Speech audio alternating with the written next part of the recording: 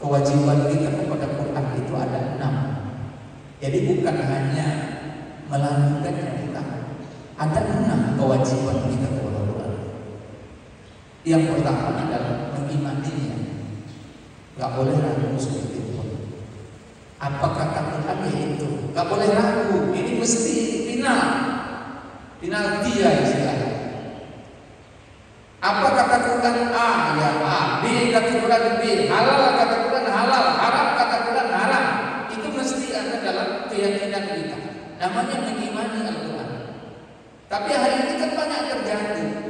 Quran mengatakan ke kanan, dia cari jalan bagaimana supaya bisa ke kiri. Namanya menafsir yang tidak benar sesuai dengan hawa nafsu selera. Itu banyak terjadi demi keuntungan duniawinya. Nah, jadi begitu. Jadi yang pertama mengimani Quran itu kewajiban. Yang kedua adalah membaca Al-Quran, itu kewajiban. Yang ketiga adalah memahami Al-Quran, itu kewajiban. Yang keempat adalah mengamalkan Al-Quran. Yang kelima adalah mendakwahkan Al-Quran. Yang keenam adalah menghafal Al-Quran.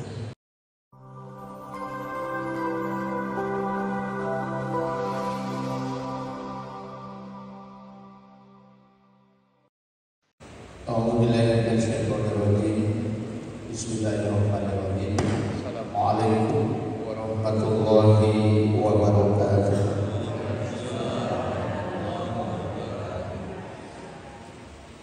Innal hamdalillah allazi anzala al-Qur'an hudan lin-nasi wa bayyinatin minal huda wal furqan. Wassalatu wassalamu ala Rasulillah ala sayyidina Muhammad bin Abdillah wa ala alihi wa sahbihi wa mawala amma ba'd. Qala Allah ta'ala fil Qur'anil Karim, a'udzu billahi minasy syaithanir rajim. Bismillahirrahmanirrahim. Wa idh qataltum nafsan fadara'tum fiha wallahu mukhrijum ma kuntum taktumun. Bapak-bapak dan ibu-ibu jamaah Masjid Al-Ghufran Jalan Rambutan, Jumbatu yang saya hormati dan muliakan. Pertama adalah kita bersyukur kepada Allah Subhanahu wa taala. Alhamdulillahirabbil alamin. Allah telah memberikan kepada kita pada subuh ini banyak nikmat-Nya. Wa in ta'uddu ni'matallahi la tuhsuha. Jika kamu menghitung nikmat Allah, la tuhsuha, kamu tak sanggup menghitungnya. Maka tugas kita adalah mensyukuri nikmat Allah Subhanahu wa taala, yaitu menggunakan nikmat Allah sesuai dengan kehendak Allah. Jadi kalau ditanya syukur itu apa? Bahasa kitanya terima kasih. Tanda terima kasihnya apa? Menggunakan apa yang diberi sesuai dengan keinginan yang memberi. Jadi kalau kita menggunakan berbagai nikmat yang Allah titipkan pada kita sesuai dengan kehendak Allah, maka itu hakikatnya syukur. Tapi kalau kita pergunakan tidak sesuai dengan keinginan yang memberi, itu namanya kufur. Jadi syukur dengan kufur itu harus jelas kedudukannya. Syakirin, syakur, abdan syakuro, hamba yang bersyukur itu adalah hamba yang senantiasa mempergunakan sesuatu yang Allah berikan sesuai dengan kehendak Allah. Sedangkan kufur nanti seakan dengan kafir itu maknanya adalah mengingkari, menutupi antara nikmat dengan yang memberi nikmat. Jadi kita asik dengan minum ini, misalnya minum aqua ini, lupa dengan yang memberinya. lupa dengan yang memberinya. Artinya lupa apa? Lupa mengucapkan terima kasih. Maka kita harus selalu bersyukur kepada Allah SWT. Nabi kita itu saking bersyukurnya kepada Allah, terlihat seolah-olah di luar batas. Pada satu malam Nabi kita sholat, lama berdiri, bongkar kaki beliau. Melihat itu, Ibunda Aisyah istilahnya bertanya sambil semacam protes. Bukan protes menolak, tidak, tapi semacam pertanyaan yang diungkapkan dalam hadis, bukankah engkau telah diampuni oleh Allah Ta'ala dosamu sekarang dan yang akan datang? Lalu mengapa sholat sampai seperti ini, bengkak kaki saking lamanya? Maka jawab Nabi, afala aku abdan syakura, apakah aku ini tidak menjadi hamba yang bersyukur? Maknanya aku sholat lama ini karena aku bersyukur kepada Allah. Jadi hari ini Bapak Ibu sekalian, banyak di antara kita yang tanda tanya besar tentang apakah kita ini termasuk orang yang bersyukur ataukah kita ini termasuk orang yang kufur. Tentunya jawabnya terulang kembali kepada setiap pribadi kita. Namun Allah menyebut dalam Al-Quran di surah Ibrahim, wa idh ta'adzana rabbukum la in syakartum la azidannakum wa la in kafartum inna 'adzabi lasyadid. Tuhanmu telah memberikan pengumuman. Jadi di situ mengumumkan, mengiklankan. Apa iklannya? Apa pengumumannya? Jika kamu bersyukur, aku akan menambah nikmatku kepadamu. Jika kamu kufur, sesungguhnya azabku amatlah pedih. Begitu, ya. Ini poin pertama, menunjukkan makna syukur. Alhamdulillah. Bersolawat kita kepada Nabi Muhammad SAW dengan ucapan Allahumma sholli ala sayyidina Muhammad wa ala ali sayyidina Muhammad. Allahumma sholli wa sallim wa barik. Bapak dan Ibu, keluargaku yang dirahmati Allah, pada subuh ini kajian kita akan membahas satu ayat di dalam Al-Quran, tepatnya di surah Al-Baqarah ayat 72. Kita umumkan lagi nanti dengan konteks atau keadaan terjadi pada masa sekarang. Al-Quran adalah kitab suci yang diturunkan Allah kepada Nabi Muhammad dan menjadi pedoman bagi kita semua. Siapapun yang ingin selamat hidupnya dunia dan akhirat, kembali kepada Al-Quran. Sampai Nabi menyebutkan dalam hadis yang mulia, taraktu fikum amrayni lan tadillu abada in tamassaktum bihima kitabullah wa sunnatun nabi. Telah aku tinggalkan pada kalian dua perkara. Jika kalian berpegang teguh pada kedua perkara itu, kalian akan tidak sesat. Lam tadillu abada, selamanya. Cuma syaratnya apa? In tamassaktum bihima, jika kamu berpegang teguh pada keduanya. Alhamdulillah, di mana-mana masjid Quran banyak. Di rumah Quran ada, di mobil murotal Quran di setel ada. Dan kita bersyukur hidup di negeri Indonesia yang kita cintai ini, soal Quran nggak salah lagi, nggak kalah lagi. Sampai ada namanya MTQ, Musabaqah Tilawatil Quran. Bahkan ada namanya LPTQ, Lembaga Pengembangan Tilawatil Quran. Dan untuk menjaga kesucian Quran ini, maka dibentuklah Lajnah Pentasih Mushaf Al-Quran. Gunanya supaya Quran ini tetap asli, tetap apa yang didapat di masa Nabi, begitu juga dengan yang kita pakai pada masa sekarang ini. Semua itu dilakukan untuk apa? Agar kita umat Islam ini hidup selalu dengan Quran. Quran yang mana? Quran yang memang betul-betul orisinil alias murni, tidak terkontaminasi oleh kerusakan-kerusakan yang ditimbulkan oleh manusia. Ini sesuai dengan yang disebutkan Allah dalam Quran. Inna nahnu nazzalna dzikra wa inna lahu lahafizun. Sesungguhnya kami yang menurunkan Al-Quran, maka kami pula yang akan menjaganya, kami yang akan memeliharanya. Bagaimana cara Allah Ta'ala memelihara Al-Quran ini?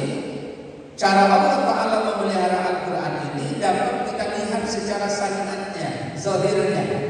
Satu, Allah Ta'ala memudahkan untuk menghafal Quran, sehingga kalau kita cari kitab yang tebalnya bukan main, ini tebalnya bisa dihafal oleh otak-otak manusia tanpa tertinggal satu huruf pun. Bahkan hebatnya bisa dibolak-balik, dibaca dari An-Nas sampai Al-Fatihah bisa, dibaca dari pangkal ayat ke ujung ayat bisa, dibaca dari ujung ayat ke pangkal ayat bisa. Bahkan hebatnya kalau kita tengok di kondisi akhir zaman ini, kita melihat dibolak-balik ayatnya, ditanya suratnya, ditanya halamannya, ada yang bisa hari ini, ya kan? Kita tengok ibu di YouTube, anaknya masih kecil, berdua mereka membacanya, itu bisa. Artinya apa? Gak usah ragu deh kan? Kemudian Al-Quran sudah dijanjikan Allah dan sudah dilihat dalam syariatnya sekarang. Kita melihat ratusan ribu yang hafal Quran.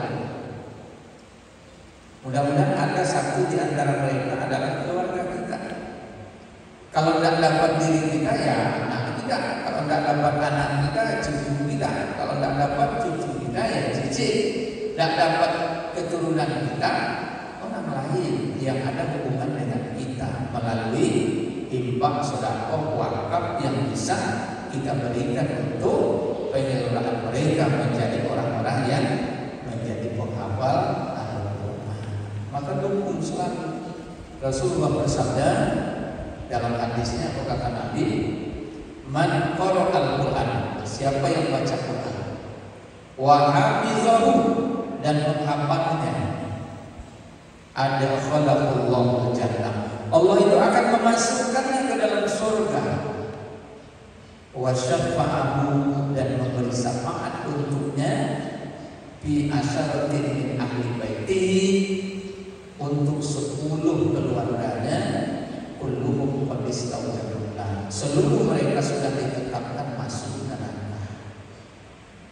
Jadi keuntungan orang yang hafizul Quran itu adalah bisa memberi syafaat kepada 10 ahli keluarganya yang sudah ditetapkan masuk neraka. Investasi paling besar itu Pak Dokter. Investasi itu yang akan disebut investasi yang selalu dirindukan.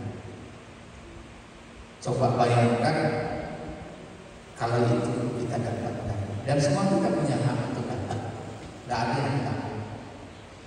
Saya alhamdulillah anak 3, yang paling kecil itu yang sudah selesai habis 30 juznya. Artinya secara zahirnya masalah urusan belakangan itu Allah, tapi secara zahirnya sudah ada tabungan sesuai dengan hadis Nabi. Si yang paling kecil di Kupang di Pondok Darul Ulum depan IBS Ihsan Boarding School Kupang, dan mungkin bapak-bapak ibu juga tidak mau 30 juz ya. Yang disebut situ wahafidhahu dan menghafalnya. Jadi mudah-mudahan ini selalu kita semangati. Kemudian Bapak dan Ibu,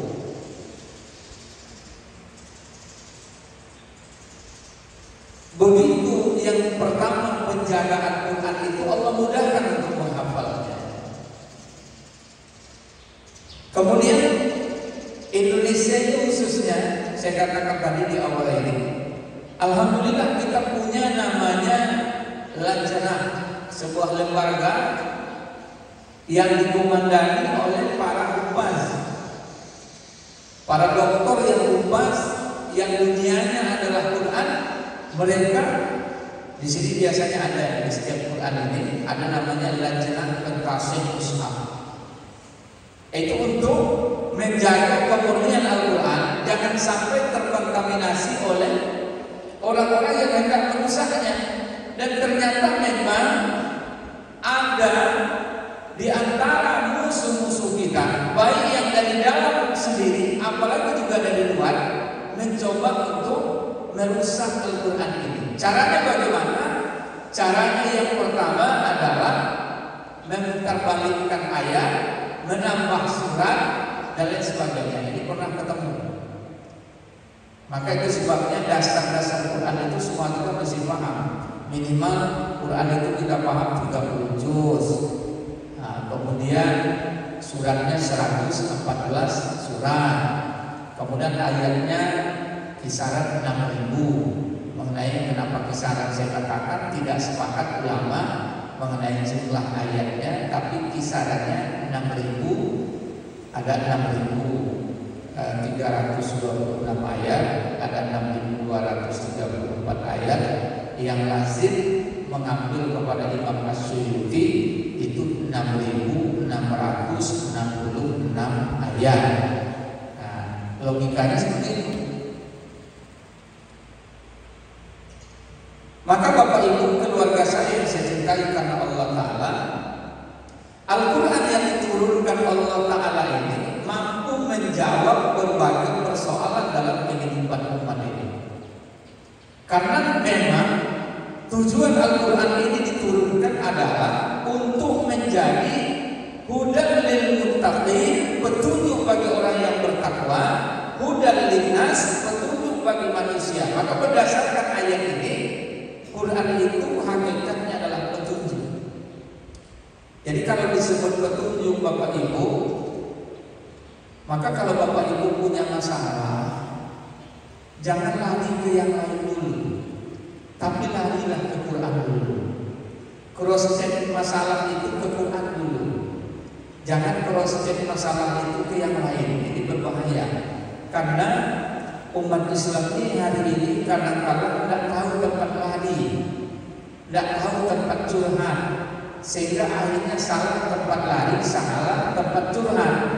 Kesudahannya jawabannya juga jadi salah.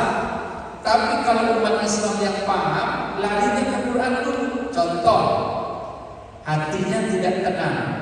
Kenapa ya hati saya nggak tenang? Apa ya masalahnya kok hati saya nggak tenang?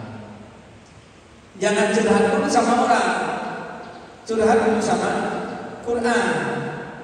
Ketemu kita buka di Quran di luar nanti. Oh, apa kata Quran? Kata Quran begini. Innal insana khuliqa halu'a.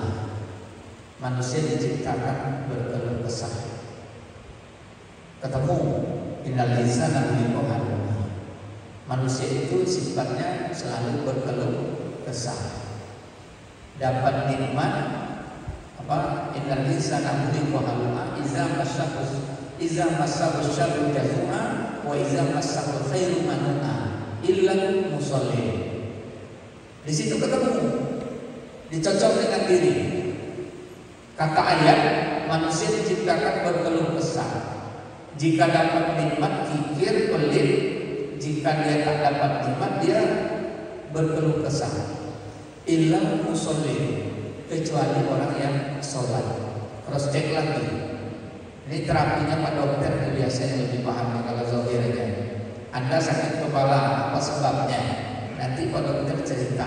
Oh, ditanya sama Pak Dokter. Coba dokter kita itu paling tetap bertanya dulu, apa sakitmu? Gak pernah Pak Dokter langsung deteksi tengok, oh kamu sakit ini ya. Enggak, dia pasti punya apa dulu namanya, punya hipotesa ataupun diagnosis awal yang tujuannya untuk mengetahui jenis sakitnya. Ini zahir. Tapi coba setiap kita punya masalah, cross check kembali ke Quran. Hati juga tenang, kenapa ya? Ternyata dibuka di Quran, ketemu sholat kita bolong-bolong, sholat kita tidak khusyuk, sholat kita terpaksa, sholat kita main-main. Wajar kalau kita punya sifat berkeluh kesah. Illal musallin, kecuali orang yang sholat. Begitu juga misalnya anak saya sulit sekali diatur. Misalnya ini, anak saya sulit sekali diatur. Kenapa ya? Apa masalahnya ini? Anak saya kok nggak mau ngikut apa yang saya ajak, yang saya perintahkan? Di mana letak salahnya? Buka lagi curhat sama Quran. Ketemu nanti di Quran. Apa cerita di Quran misalnya? Kita ketemu di Quran. Rabbana hab lana min azwajina wa dzurriyyatina qurrata a'yun waj'alna lil muttaqina imama. Pertanyaannya adalah pada ayat itu apa? Tuhan kami, berilah kepada kami ini dari pasangan hidup kami keturunan yang dapat menjadi penyejuk mata kami. Pertanyaannya, ada nggak kita ini berdoa selalu kepada Allah? Oh, ternyata saya lalai dalam doa. Yang kedua, sudahkah kita jadi contoh di dalam menerapkan percontohan agar anak kita menjadi qurrata a'yun? Cross check lagi diri kita. Nah, jadi seperti itu Bapak Ibu sekalian. Kesimpulannya apa? Semua masalah baik pribadi maupun negara, jawaban utamanya sebenarnya ada di Quran. Andai umat ini mau kembali kepada Quran, maka insya Allah seluruh permasalahan itu akan ada jalan keluarnya, akan ada jawabannya. Namun sangat disayangkan sekali, seiring dengan gelombang musuh-musuh kita, mereka berusaha menjauhkan umat ini dari Al-Quran dengan berbagai macam cara. Kalau tadi saya mengatakan bersyukur Indonesia ini banyak habis-habis Al-Qurannya, tapi Bapak Ibu jangan terlena dengan itu. Juga ada satu kelompok hari ini berusaha menjauhkan orang dari Al-Quran. Caranya bagaimana? Mulai daripada caranya menyibukkan diri di dalam lagu melakukan Al-Quran, tapi lupa kepada hakikat makna apa yang ada di dalam Al-Quran. Maka saya selalu menegaskan kepada kita semua dalam kajian dimanapun, kewajiban kita kepada Quran itu ada 6. Jadi bukan hanya melakukannya, bukan. Ada 6 kewajiban kita kepada Quran. Yang pertama adalah mengimaninya. Gak boleh ragu sedikit pun. Apa kata Quran itu? Gak boleh ragu. Ini mesti final. Final dia istilahnya. Apa kata Quran A ya A, B kata Quran B, halal kata Quran halal, haram kata Quran haram. Itu mesti ada dalam keyakinan kita. Namanya mengimani Al-Quran. Tapi hari ini kan banyak terjadi. Quran mengatakan ke kanan, dia cari jalan bagaimana supaya bisa ke kiri. Namanya menafsir dengan tidak benar sesuai dengan hawa nafsu selera. Itu banyak terjadi demi keuntungan duniawinya. Nah, jadi begitu. Jadi yang pertama mengimani Quran itu kewajiban. Yang kedua adalah membaca Al-Quran, itu kewajiban. Yang ketiga adalah memahami Al-Quran, itu kewajiban. Yang keempat adalah mengamalkan Al-Quran. Yang kelima adalah mendakwahkan Al-Quran.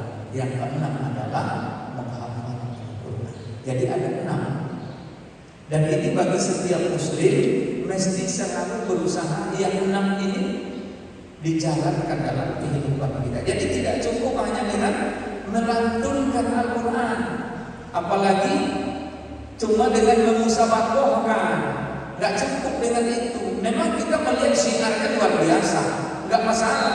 Syiarnya luar biasa, itu hebat, membuat daya tarik orang terhadap Al-Quran. Tapi jangan lupa, Quran itu turun adalah untuk membimbing kita agar selamat hidup dunia dan akhirat. Baru dapat pembimbingan Al-Quran ketika kita memahami Al-Quran. Disitulah perlunya proses pembelajaran terhadap Al-Quran. Sampai kalau sahabat itu kami tidak merubah, tidak bergerak menambah kaji sebelum 10 ayat itu kami selesaikan. Jadi setiap 10 ayat selesai baru masuk ayat berikutnya. Seperti itu konteksnya. Maka kita usahakan, kalau saya sekarang menyampaikan juga lah kepada masjid-masjid yang ada, salah satu program masjid sebaiknya hari ini yaitu 1 kali dalam sepekan itu adalah pengajian Al-Quran. Apa itu pengajian Al-Quran? Ya khusus ya, ayat ini ayat itu mungkin sekali pertemuan 2 ayat, 3 ayat, sehingga kita betul-betul bukan hanya ceramah yang sifatnya begini itu aja, enggak. Quran itu jadi 2 ayat, 3 ayat setiap kali pertemuan, sekali sepekan atau sekali sebulan, diseling dengan yang lainnya. Karena hari ini kita ingin terwujudnya apa disebut Allah dalam Al-Quran, walakin kunu rabbaniyin, akan tapi jadilah kamu itu generasi rabbaniyin, generasi yang nilai-nilai ketuhanan itu hidup dalam kehidupan mereka. Siapa mereka itu? Kuntum tu'allimunal kitab, mereka itu belajar kitab, wa kuntum tadrusun, dan mengajarkan kita. Mereka belajar dan mereka mengajarkan. Mereka mengajar, mereka belajar. Kadang jadi cerek, kadang jadi cangkir. Kadang jadi cerek, kadang jadi cangkir. Saya saat ini jadi cerek, tapi nanti saya jadi cangkir. Saat ini saya menuangkan, nanti saya menampung. Jadi konsep hidup kita itu seperti itu terus. Baik itu ustaz, kiai, siapa saja, sama semuanya. Karena tidak ada proses ilmu itu terhenti dengan sebab sudah cukup, tidak ada. Nolah itu, olah cukup itu, olah penuh kok, tidak. No betul. Tapi apa dia? Terus dan terus. Itu harus kita lakukan.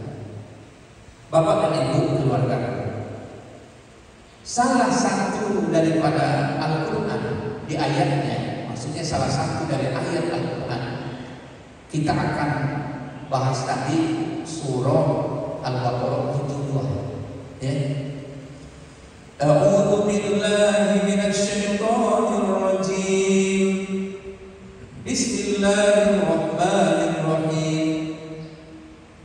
Wa in qataltum, dan ingatlah ketika kami membunuh nafsan seseorang, fadara'tum fiha, lalu kami tuduh-menuduh tentangnya. Jadi rupanya Quran ini ada kisah, tapi Quran bukan kitab sejarah. Namun Quran berisi 3/4-nya itu sejarah. Subhanallah. Quran ini banyak cerita. Sampai kalau kita buka Quran ada 34-nya itu sejarah semua. Karena isi Quran ini Bapak Ibu, satu ada masalah ibadah, itu jelas.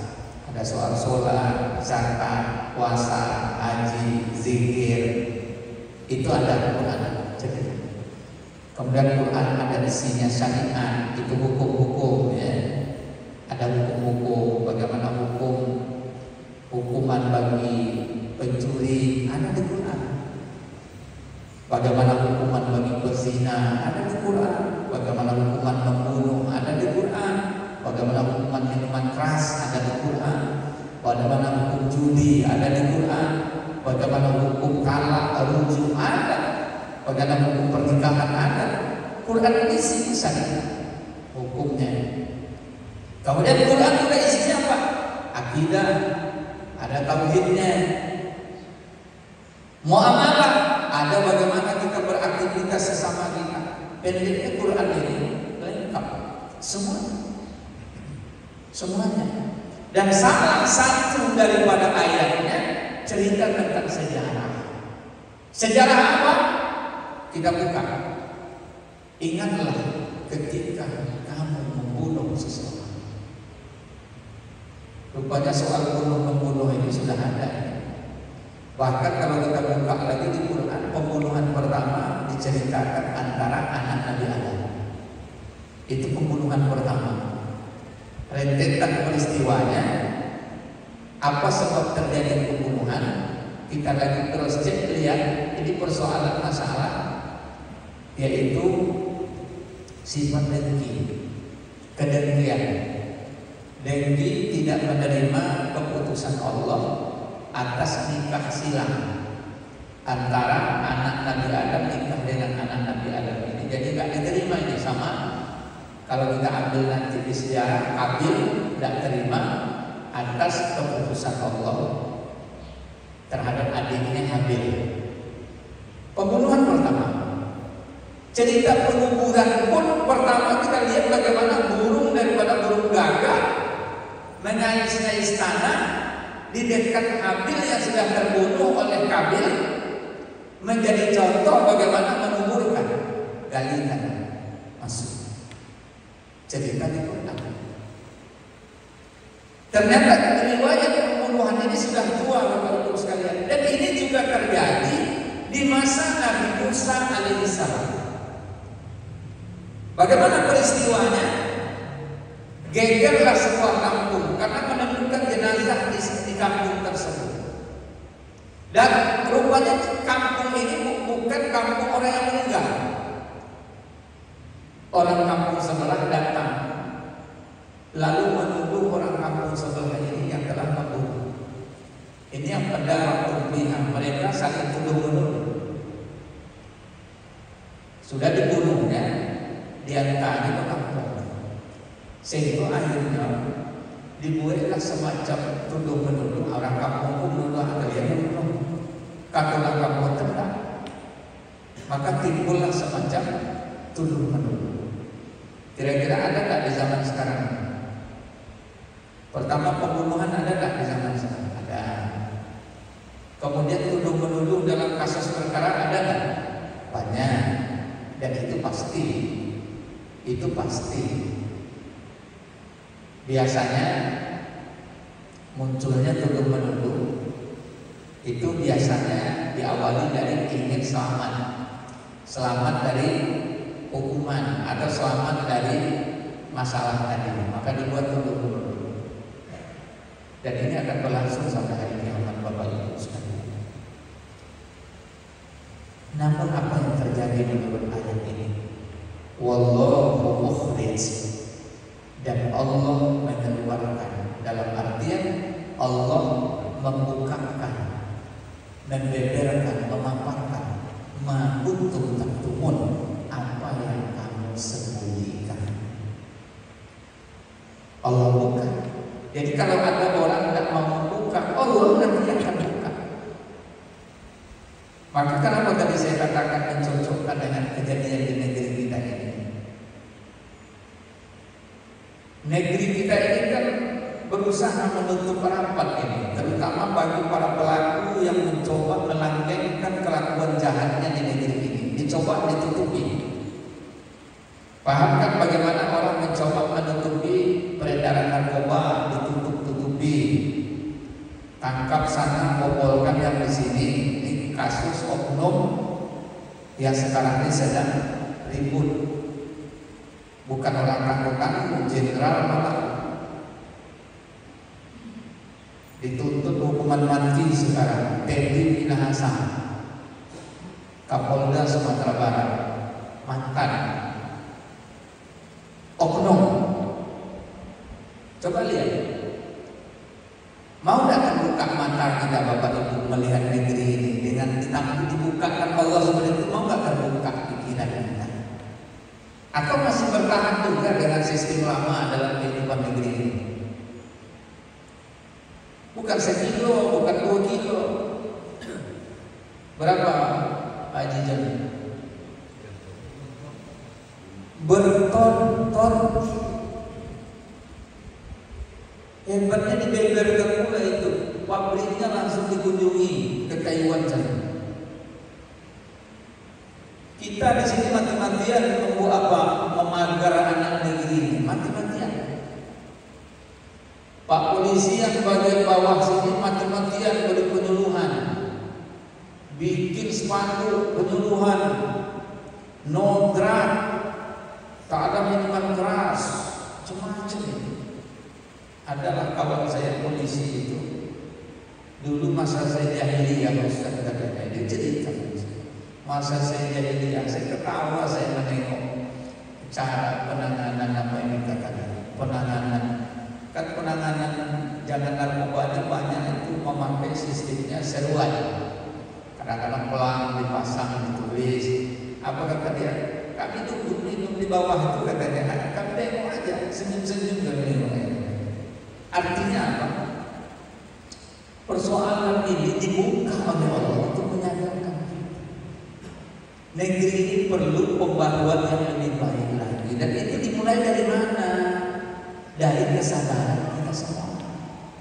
Bukan menyalahkan siapa-siapa. Yang kedua,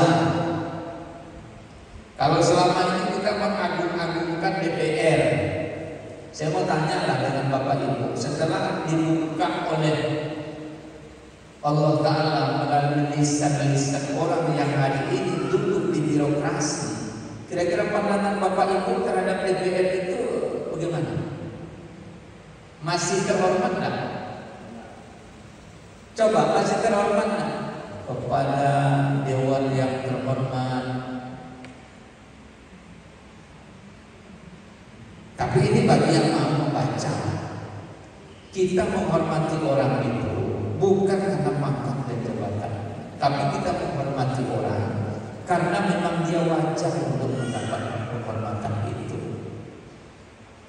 Tidak, kita tidak boleh meremehkan orang siapapun. Cuma Allah bukakan. Kasus apa yang paling besar sekarang? Yang masih viral? Jadi itu apa? Kalau betul jamaah subuh itu mesti melek berita. Kalau jamaah maghrib oke lah, kalau jamaah isya mereka enggak. Tapi kalau jamaah subuh masih tidur juga, jamaah subuh dengan kondisi yang ada, kepada siapa lagi negeri ini mau dibuat perubahan? Saya mau tanya kepada siapa lagi negeri ini akan berubah? Kepada siapa mau disana? Coba, apa berita paling viral? Nanti itu person orang.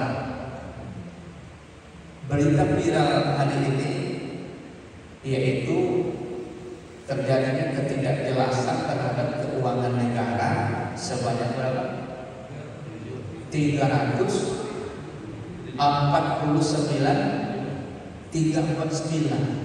triliun.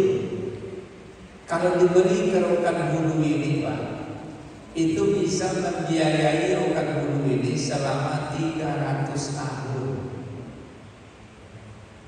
Karena Rokan Hulu ini APBD-nya itu 1,3 triliun lebih kurang. Sementara yang tidak jelas ini, saya mengatakan tidak jelas, saya bukan mengatakan dikorupsi atau di money laundering oleh orang, saya tidak katakan itu, tapi saya mengatakan pembahasannya sudah sangat alot, tidak jelas ini peredarannya 349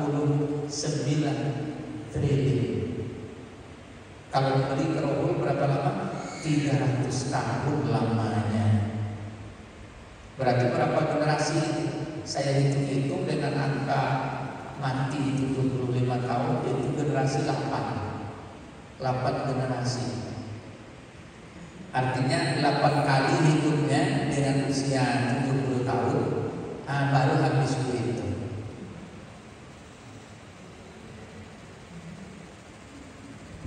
Allahu Akbar. Ini orang subuh mesti ngerti, orang subuh. Kenapa saya nyampaikan materinya kayak begini? Karena kalau orang subuh itu penggerak sesuai dengan ayat wal adiyati dhabahan wal muriyati qadahan wal mughirati subhan. Kemenangan itu di subuh. Jadi orang yang bakal bawa kemenangan itu yang subuh. Karena yang punya giroh dan masih bersih itu subuh gitu. Bukan berarti maghrib isya gak baik, bukan begitu. Levelnya itu sudah ada menang. Nah, jadi bukan sedikit Pak. Lalu saya ditanya, siapa yang salah Ustaz? Kalau menurut Bapak Ibu siapa yang salah? Pemerintah yang salah atau rakyat yang salah? Nah, balik lagi, yang mengangkat pemerintah adalah rakyat. Maka yang salah itu ya kita. Maka belajarlah dari sebuah kesalahan, jangan ulangi lagi kesalahan itu. Bagaimana caranya? Secara konstitusional, secara legal formal, secara hukum yang dibenarkan negara, ada masa menukar kepemimpinan. Kapan itu? Untuk ini 2024. Bersiap-siaplah wahai Bapak dan Ibu. Bersiap-siap. Mulai sekarang berjihadlah. Saya mengajak mulai sekarang berjihadlah. Berjihad apa? Berjihad politik. Apa itu jihad politik? Mengajak diri dan keluarga untuk memilih pemimpin ke depan itu yang betul-betul takut kepada Allah, sayang kepada rakyatnya, adil dia dalam kehidupan ini. Allah bukakan. Kalian tutup-tutupi, Allah bukakan. Pasti Allah bukakan. Cuma penyadaran tadi mau sadar tidak? Apa masih mau dibeli dengan 100.000? Apa masih mau disogok dengan 200.000? Apa masih ngomongnya dia pemilih saya? Apa masih ngomong dia di keluarga saya? Apa masih ngomong dia ini orang kampung saya? Kalau masih kuat-kuat seperti itu, berarti kita masih hidup di alam jahiliyah. Karena sistem jahiliyah itu sistem kesukuan. Sistem jahiliyah itu sistem kelompok. Tapi sistem Islam, sistemnya adalah sistem melihat orang dengan dasar penilaian Allah dan Rasulnya. Tolong ini diperhatikan. Maka saya ada kekhawatiran sebenarnya. Kita kan sekarang banyak punya grup ini, banyak punya grup. IKMI kita punya grup, DMI kita punya grup, MDI kita punya grup, ya kan? GSSB kita punya grup, majelis kita punya grup. Pertanyaannya, apa manfaat grup itu ketika tidak bisa Anda mengendalikan grup itu? Ini untuk evaluasi sebenarnya untuk GSSB. GSSB ini lahir harus tahu kita asal-muasalnya. Dan saya sangat prihatin sekali ketika GSSB itu tidak mampu nanti menyatukan diri. Jadi untuk apa? Kalau untuk memperbanyak kelompok yang akan memecah belah umat, lebih baik kita tidak usah. Nggak usah. Jadi kegunaan kelompok itu lahir harus tahu dan itu harus dikawal terus. Bagaimana supaya nanti muncul satu suara memenangkan Allah dan Rasul yang disebut dengan Hizbullah, yaitu kelompok Allah. Bukan saya mengatakan si fulan, bukan saya mengatakan partai ini, bukan. Tapi saya mengatakan apa? Hizbullah, orang yang berpihak kepada Allah. Maka ini evaluasi, Bang Doni ada, Pak Haji ada. Ini mesti ada musyawarah terus. Karena tidak mungkin satu pembimbingan jika tidak ada musyawarah. Gak mungkin itu akan terwujud. Dia hanya akan menjadi air yang nanti dia punya wadah, tapi wadahnya bocor, sehingga airnya itu merempak kemana-mana, bahasa merempak kemana-mana, bocor-bocor. Padahal tidak. Oh, itu akan memecah belah umat, Ustaz. Berarti sudah ada yang salah di dalam wadah itu sendiri, tidak ada yang salah. Maka Bapak Ibu yang dirahmati Allah SWT, kembali ke ayatnya. Wallahu mukhrijum ma kuntum taktumun. Allah membukakan, mengeluarkan dari permasalahan tadi apa yang kalian sembunyikan itu Allah Tuhan. Akhirnya disuruh oleh Nabi Musa sembelih sapi. Itu nanti di ayat-ayat sebelumnya. Namun tabiat Bani Israil ini memang tabiat yang tak boleh ditiru oleh umat ini. Apa tabiat Bani Israil? Satu, banyak tanya. Banyak tanya. Maka kalau ada orang banyak tanya, Bapak Ibu, ini hati-hati. Ada orang banyak tanya itu untuk betul-betul ingin jawaban benar, tapi ada yang banyak tanya itu ingin membuka peluang untuk merusak. Itu banyak.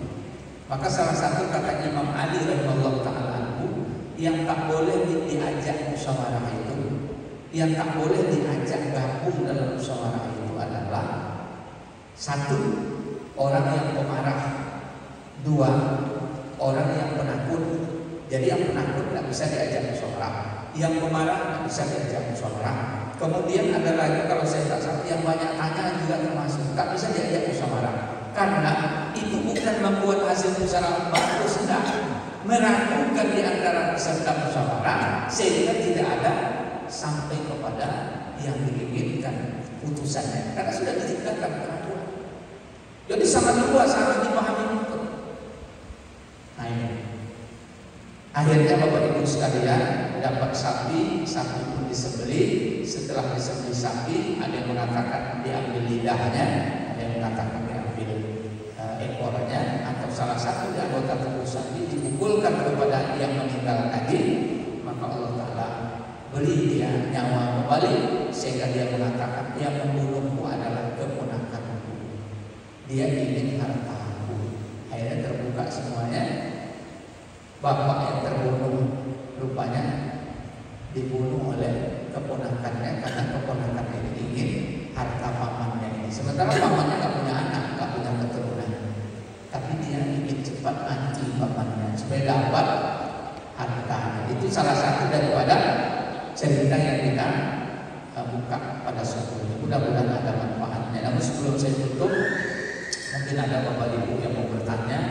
Tadi saya singgung-singgung sedikit dengan masalah sekarang, kemudian juga tentang Al-Quran, ya, sikap kita harus selalu bersama Al-Quran. Mungkin ada yang mau tanya, silakan. Kalau ada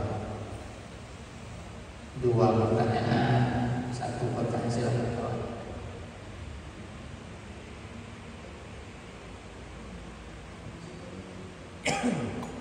Baik, kalau tidak ada yang bertanya, alhamdulillah.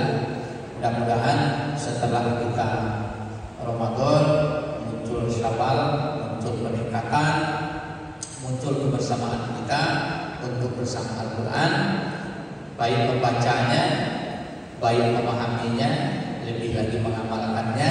Kalau mampu mendakwahkannya, kalau mampu menghafalnya juga sangat bagus. Semua itu diikat dengan keyakinan terhadap Al-Quran. Barang siapa yang betul-betul yakin, percaya dengan Al-Quran, lalu dipandu hidupnya dengan Al-Quran, dia akan selamat hidupnya, tak akan sesat selama-lamanya, selamat dunia, selamat akhirat. Saya di bulan Syawal yang berbarokah dan mulia ini menyampaikan kepada Bapak Ibu atas nama pribadi, baik secara hubungan kita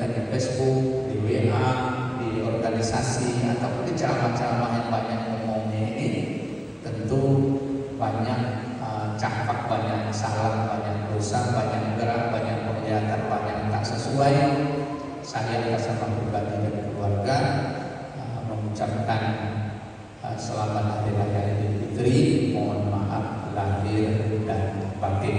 Semoga Bapak Ibu semuanya, kita semua tetap kedepannya lebih baik lagi menjelang datangnya kematian kepada kita untuk pulang ke hadirat Allah Subhanahu wa taala. Akhirnya subhanaka Allahumma wa bihamdika asyhadu an la ilaha illa anta astaghfiruka wa atubu ilaik. Subhana rabbika rabbil izzati amma yasifun wa salamun alal mursalin walhamdulillahi rabbil alamin. Assalamualaikum warahmatullahi wabarakatuh.